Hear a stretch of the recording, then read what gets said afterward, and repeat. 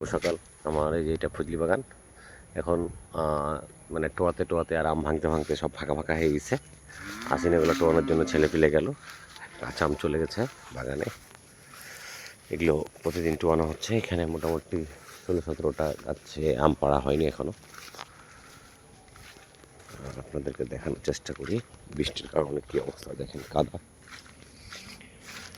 ছন্ন ছাড়া হয়ে আছে আর কি এখন, কারণ এখন ওইভাবে লেফট আর আম থাকবে না। এখানে এই যে ওয়্যার হাউস, পুরো বাগানের আম এখানে রাখা হয় বৃষ্টির কারণে। এখানে সবগুলো হচ্ছে ঢেকে রাখা হয়েছে, এগুলো সব পাকা। এই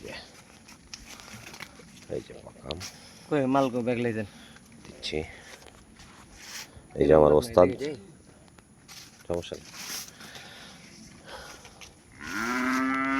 ওয়্যার হাউস এগুলো সবগুলো বের করা হবে, গ্রেডিং করা হবে একটা একটা করে। আর আসিনাটা হচ্ছে আপনাদেরকে দেখানোর চেষ্টা করতেছি।